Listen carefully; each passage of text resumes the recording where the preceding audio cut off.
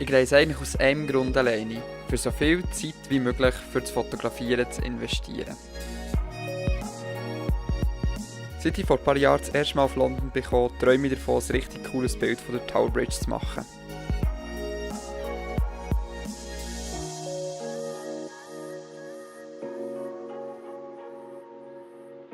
Und die ersten Schnappschüsse mit meiner zweiten Kamera sind ja schon recht vielversprechend.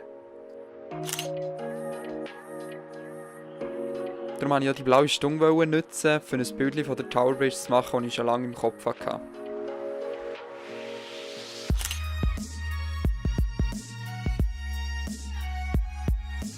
Langsam aber sicher ist es hell geworden und ich musste feststellen, dass der Himmel leider so aussieht.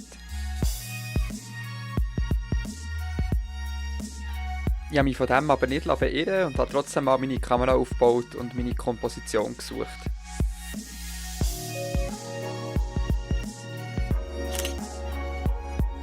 Die Sonne hat eigentlich direkt hinter der Tower Bridge aufgehen. Jetzt stellt euch mal vor, was das für ein Bild wäre geworden.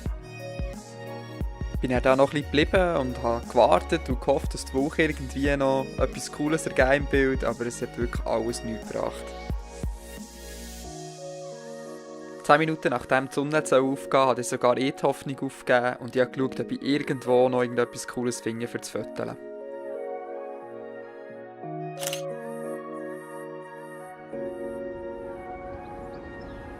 Und so muss ich mich einmal mehr der Tower Bridge geschlagen geben und halt nochmal zurück auf London kommen, weil ich immer noch auf mein perfektes Bild warte.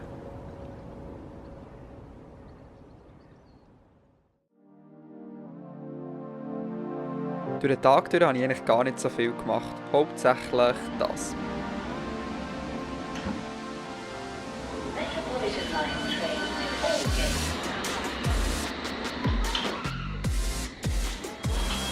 Mind the gap between the train and the platform.